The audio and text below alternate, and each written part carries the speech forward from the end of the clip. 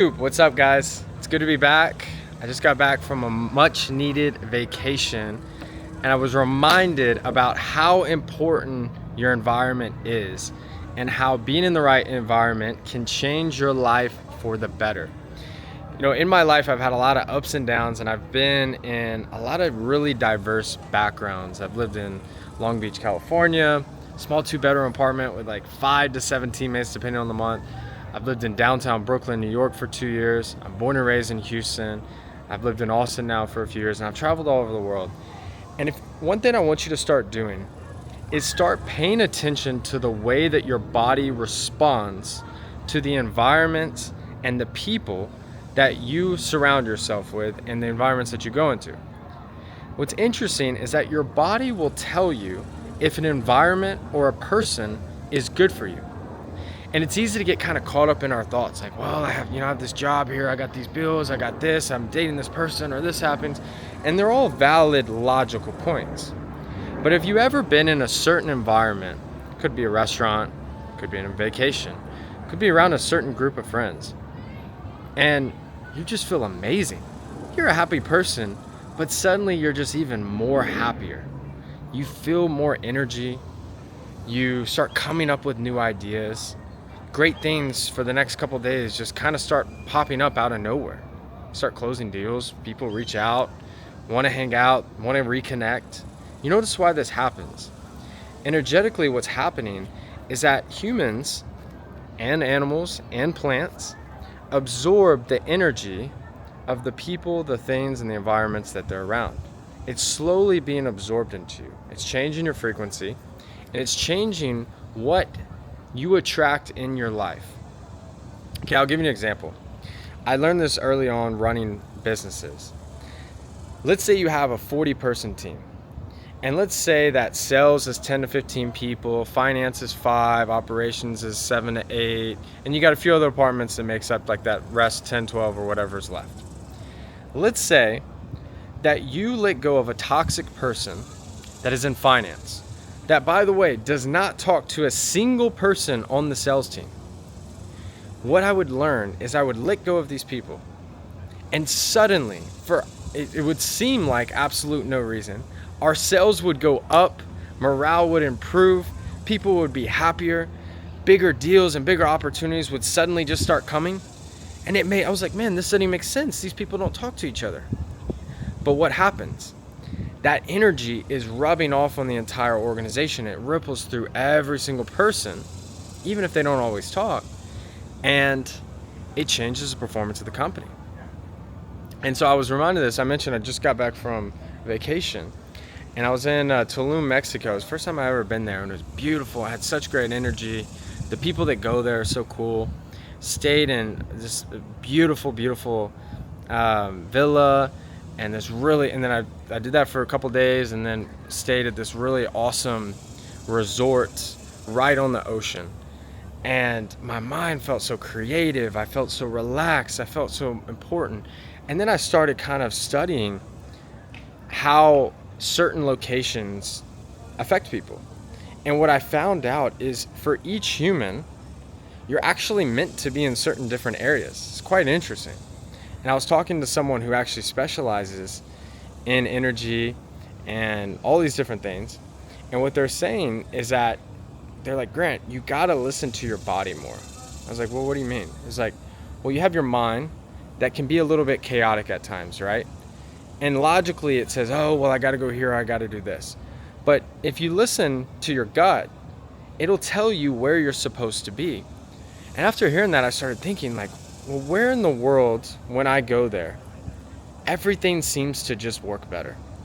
And the first place that comes to mind is this beautiful city named Aspen, Colorado. For Americans, you'll probably know that it is. For anybody that's international, maybe you do, maybe you don't. But it is I think it's the wealthiest zip code in America, or it's like top 3. And all of the movers and shakers of the world all have a place there. In the winter, obviously, they have great skiing. It's beautiful. But in the summer, it's just stunning, like 75 degrees. There's so much energy. And I've always said, I touch down, I land in Aspen. Within about an hour, everything starts getting better in my life. Deals start coming through, people start reaching out, opportunities happen. And this is not me like going around networking, introducing myself to anybody. By just being in the city, my life instantaneously improves. It's really interesting. So then I start diagnosing, I'm like, okay, well, who's there? And then one, we're close to nature. And I start thinking through all these things, and I'm like, man, if I'm happy there, I need to be there more often. Same thing as when I'm in Southern California. People talk bad a lot about LA, and LA has a lot of problems politically, and they haven't been ran very well. But like places like Laguna Beach and Newport and San Diego, when you're there, you just feel incredible. And I'm not telling you guys that, well, Grant, I can't move to Aspen, I can't move to these places. I'm not necessarily saying that, but what I'm saying is you can start thinking through even like what restaurants make you feel good, what parts of town make you feel good, what apartment complexes or condos, when you're touring them, make you feel better.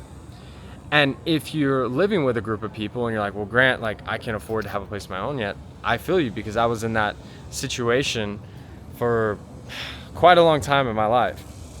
And what I would do, for example, when I was in downtown Brooklyn, I would get on the train, the subway, and go all the way to Fifth Avenue, and I would go sit in the nicest hotels and the nicest buildings and like order a drink, order a coffee, get a water, and just sit there and just act like I was there for a meeting or act like I was staying there.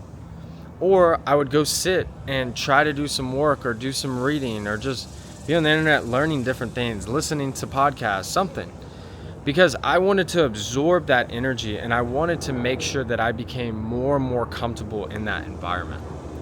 I remember the first time I went and walked into like I think it was a Lamborghini dealership, Lamborghini or Ferrari, one of them. And I felt like very out of place. It was awkward. And I was like, man, that's a weird feeling. Like I shouldn't do that. I know I'm going to be, and in my mind at the time, I was like, I know I'm going to be able to buy one of these cars in a couple of years. So why not? And so I kind of routinely every 3, 4, 5 months, I would just go into a Ferrari dealership or I'd go into a Lamborghini dealership, and I would just talk to them as if I was buying it. And then, 3, 4 years later, I ended up buying a really, really nice car that was super expensive and amazing. And I remember like right when I was looking and I did buy that car, I was considering getting a Lamborghini, I was considering getting a Ferrari, and I showed up in a hoodie and sweats, and they were treating me like gold. Why was that the case? Because I had good energy, I had certainty. I was like, do most people finance? Most people have cash? What is this saying? What do you think about this model? What's the maintenance on this? They could tell I was serious. They could feel the energy. But why was that the case? Because I had done the work, not just with action, not just with learning, but with being comfortable in these environments. And there's so many possibilities in this world. And the last thing I'll tell you guys is just never underestimate yourself, and also underestimate how quickly you can accomplish incredible, incredible things. It was about a 2.5 year span that I was sitting in a shoebox dorm room trying to figure out what to do next. Didn't know what to do with my life, playing my basic junior college football career going down the drain, to then 2.5 years later launching a business that's done tens and tens of millions in revenue. And then, getting into all the stuff for like building, following and connecting with amazing people like you guys. And so don't give up. Be extremely conscious about the environment you're placing yourself with, even if you got to start with the right coffee shops. And surround yourself with people who energize you, and don't waste your energy. Okay, so I hope you guys enjoyed this message. If you enjoyed it, guys, please share it with a friend. Help them have an amazing week. And if you enjoyed this, push it out to the algorithm by liking, commenting, and subscribing. You guys can find all my other content at my Instagram or Twitter or any of the other sites at Grant Mitt. And if you guys are a business owner, and I do have an Inner Circle coaching program and also a free networking group as well. I'll put the links down below. Other than that, I hope you guys have an incredible week. I'm rooting for all of you guys. Talk soon. Cheers.